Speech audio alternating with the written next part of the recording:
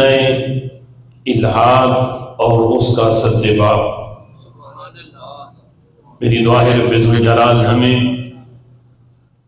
موجودہ جتنے بھی فتنے ہیں اللہ تعالیٰ ہمیں ان سے بچنے کی توفیق عطا فرمائے، اور ان تمام فتنوں سے اپنے ایمان کو محفوظ رکھنے کی توفیق عطا فرمائے۔ موجودہ فتنوں کے اندر ایک بہت بڑا فتنہ جو کالج اور یونیورسٹی کے اندر پڑھنے والے بچوں میں اس وجہ سے بڑی تیزی کے ساتھ پھیل رہا ہے، چونکہ سوشل میڈیا کا دور ہے، پوری دنیا کے اندر جو بھی اپنا موقف پیش کرتا ہے پوری دنیا میں اس کے موقف کو آج سوشل میڈیا کے ذریعے سنا جاتا ہے، اور بالخصوص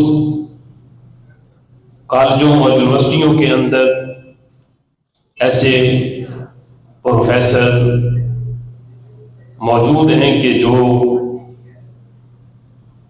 اسلام کے عقیدے کے خلاف عقیدہ الحاد کو پروموٹ کر رہے ہیں اور اس کی ترویج کر رہے ہیں۔ تو ضروری ہے کہ ہم اپنی نسلوں کو اس فتنے سے بچائیں۔ تو بچایا تب ہی جا سکتا ہے کہ جب اس فتنے سے آگاہی ہو اور اس سے بچنے کا طریقہ پتہ ہو کہ یہ اس فتنے سے بچنا کیسے ہے۔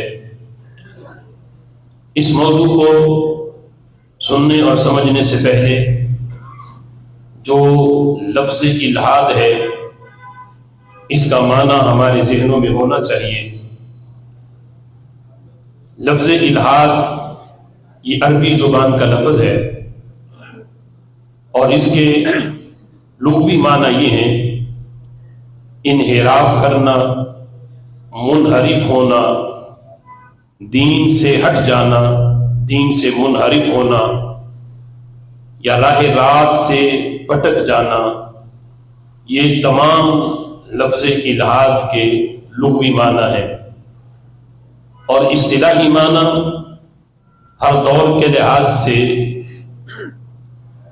اصطلاحی معنی کے اندر اپنے اپنے دور کے اندر علماء نے اس کے معنی کیے، لیکن دور جدید کے اندر لفظ الحاد کی اصطلاحی تعریف یہ ہے کہ موجودہ دور میں ملحد کہ جو عقیدہ الحاد کا قائل ہے اسے ملحد کہا جاتا ہے۔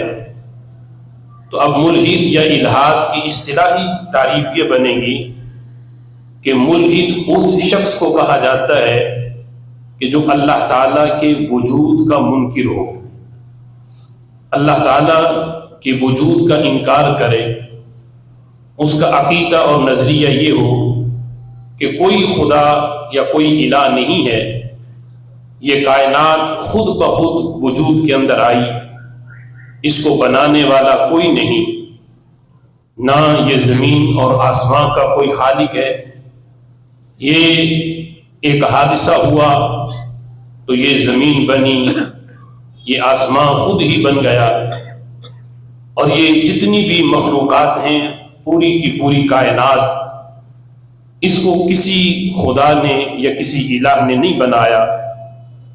الحاد اس سوچ کا نام ہے کہ جس میں خدا اور مذہب کا کوئی کانسیپٹ نہیں ہوتا، خدا اور مذہب کا کوئی تصور نہیں ہوتا۔ ملحدین کا یہ خیال ہے کہ کائنات خود بخود وجود میں آئی ہے، اس کو بنانے والا کوئی الہ، کوئی خدا نہیں۔ تو اب عام معنی آپ تمام حضرات کے ذہن میں یہ آ گیا ہوگا کہ ملحد اللہ کے وجود کا انکار کرتے ہیں، یعنی وہ کہتے ہیں کہ کوئی خدا نہیں ہے، یہ کائنات خود بخود بنی ہے۔ اور ملحدین چونکہ قرآن کے بھی منکر ہیں اور وہ جب اللہ کے وجود کے منکر ہیں تو پھر یقیناً وہ رسالت کو بھی نہیں مانتے. رسالت کو مانتے ہوں تو رسالت کا تو سب سے پہلا اعلان یہ ہے کہ اللہ ایک ہے. تو اس سے پتہ چلا کہ وہ ان کا ایمان رسول اللہ صلی اللہ تعالی علیہ وسلم کی ذات پر بھی نہیں. تو اس وجہ سے اگر ہم ان کے سامنے قرآن سے دلائل دیں تو چونکہ وہ قرآن کے منکر ہیں تو ان کے ہاں یہ دلائل بھی معتبر نہیں. رسول اللہ صلی اللہ تعالی علیہ وسلم کی احادیث بھی ان کے ہاں معتبر نہیں. تو ملحدین جن دلائل پر اعتماد کرتے ہیں وہ یا سائنسی دلیل ہے یا عقلی دلیل ہے. یا وہ سائنس کو مانتے ہیں یا وہ عقلی دلیل کو مانتے ہیں. تو اس لیے آج اگر ملحدین کا رد کرنا ہے اور اللہ کے وجود کو ثابت کرنا ہے، اگرچہ اس پر قرآن و سنت سے لاکھوں دلائل ہیں، لیکن ملحد کو قائل کرنے کے لیے قرآن یا حدیث سے نہیں بلکہ سائنس اور عقلی دلائل سے ان کو قائل کیا جائے تو یہ دلائل ان کے ہاں معتبر قرار پائیں گے. تو چونکہ ان کے ہاں وہ سائنس کو دلیل بنا کر یا عقلی دلائل کو پیش نظر رکھ کے وہ اللہ کے وجود کا انکار کرتے ہیں، تو ہم سب سے پہلے جو سائنس کے لحاظ سے جو دلائل ہیں ان کی طرف جاتے ہیں کہ سائنس میں بھی جن کو اللہ تعالیٰ نے عقل سلیم عطا کی اور انہوں نے تعصب سے ہٹ کر جو سائنسی نظریہ پیش کیا، اگرچہ وہ غیر مسلم ہی کیوں نہ ہو، اللہ کے وجود کا انکار تو وہ بھی نہ کر سکے. یہاں تک کہ برطانوی جو سائنسدان ہے جسے جدید سائنس کا بانی سمجھا جاتا ہے، وہ نیوٹن جو ماہر فلکیات بھی ہے اور بہت بڑا فلسفی بھی ہے، اس نے بھی اللہ کے وجود کا انکار نہ کیا. اس نے یہ کہا کہ اس کائنات کے نظام کو چلانے والی کوئی طاقت ہے، لیکن اس نے ایک طاقت ثابت نہ کی بلکہ 4 طاقتیں ثابت کی. یعنی اللہ کے وجود کا انکار نہ کیا. جس طرح ملحد کہتے ہیں کہ کائنات کا نظام خود بخود چل رہا ہے، اسے کوئی طاقت بھی نہیں چلا رہی، تو یہ ملحدین کا نظریہ ہے. حالانکہ سائنس کا جو ماہر ہے وہ یہ کہہ رہا ہے کہ کوئی نہ کوئی قوت ہے جو اس کائنات کے نظام کو چلا رہی ہے. تو اس سے یہ ثابت ہوا کہ کوئی ہے جو نظام کو چلاتا ہے. تو اس کا سائنس کا نظریہ پھر ملحدین والا نہ ہوا. لیکن آگے اس نے 4 طاقتیں ثابت کر کے پھر یعنی شرک کر دیا کہ ایک طاقت کائنات کے نظام کو نہیں چلا رہی بلکہ 4 بڑی طاقتیں ہیں جو کائنات کے نظام کو کنٹرول کرتی ہیں. ان میں سب سے پہلے نیوٹن نے کہا کہ قوت کشش ہے، اور دوسرے نمبر پر برقی مقناطیسی قوت ہے، اور تیسرے نمبر پر طاقتور نیوکلیئر قوت ہے، اور چوتھے نمبر پر کمزور نیوکلیئر قوت ہے. یعنی یہ 4 قوتیں ہیں جو کائنات کے نظام کو کنٹرول کرتی ہیں. یعنی سائنس نے بھی اللہ کے وجود کا انکار نہ کیا بلکہ سائنس بھی کہتی ہے کہ کائنات کے نظام کو چلانے والی کوئی نہ کوئی طاقت ہے. اب ان کے نام اس نے یہ رکھ دیے، کسی کو قوت کشش کہہ دیا اور کسی کو برقی مقناطیسی قوت کہہ دیا. چونکہ اللہ پر تو ایمان نہیں تھا، اس لیے اس نے بھی کسی نہ کسی قوت کو تو مانا ہے کہ کوئی طاقت ہے ایسی کہ جو اس پورے کائنات کے نظام کو کنٹرول کر رہی ہے. پھر نیوٹن نے اجرام فلکی کا ایک ماڈل تیار کیا. یہ اجرام فلکی کہ جس طرح یہ پورا کائنات کا نظام ہے کہ پورے سال کے اندر سردی بھی آتی ہے، گرمی بھی آتی ہے.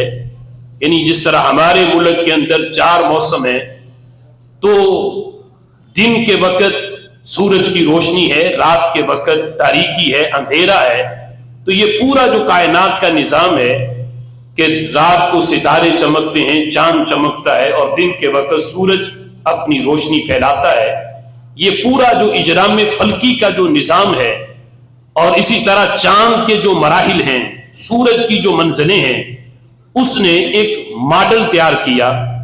جس طرح آپ بڑے کسی آفس میں جائیں تو ٹیبل پر وہ گول سا ایک زمین کا نقشہ پڑا ہوتا ہے، تو اسی طرح کا ایک ماڈل نیوٹن نے اجرام فلکی کا تیار کیا. اس میں سورج کی جگہ پر اس نے ایک لیمپ لگایا اور اس میں روشنی کی. پھر اس نے اس اجرام فلکی کو جو ماڈل تھا اس کو اپنے ہاتھ سے گھمایا، تو جب ستاروں پر اس سورج کی روشنی پڑتی، اس لیمپ کی جو اس نے سورج کی جگہ پہ لگایا تھا، تو جب وہ ستارے اس سورج کی سیٹ میں آتے تو وہ روشن ہو جاتے. نیوٹن کا ایک دوست تھا جو ملحد تھا، اللہ کے وجود کا منکر تھا. جس وقت اس نے نیوٹن کا بنایا ہوا وہ اجرام فلکی کا ماڈل دیکھا تو وہ کہنے لگا کہ یہ کس نے بنایا؟ تو نیوٹن کہنے لگا کہ یہ خود بخود بن گیا. یعنی اس نے اس اجرام فلکی کے ماڈل کو دیکھ کے بڑا سراہا کہ یہ تم نے بہت بڑا کارنامہ جو ہے وہ انجام دیا ہے، یہ بتاؤ یہ بنایا کس نے؟ تو نیوٹن نے کہا یہ خود بخود بن گیا. تو اس کا دوست کہنے لگا کہ یہ خود کیسے بن سکتا ہے؟ تو نیوٹن کو چونکہ پتا تھا کہ یہ اللہ کے وجود کا منکر ہے، یہ کہتا ہے کائنات کا نظام خود بخود چل رہا ہے، کوئی بنانے والا نہیں. اب وہ رب کا وجود تو نہیں منوانا چاہتا تھا، لیکن یہ منوانا چاہتا تھا کہ کوئی تو ہے جو نظام کو چلا رہا ہے. تو نیوٹن نے کہا کہ جب یہ ماڈل میرے بنائے بغیر نہیں بن سکتا، یہ تو نقل ہے.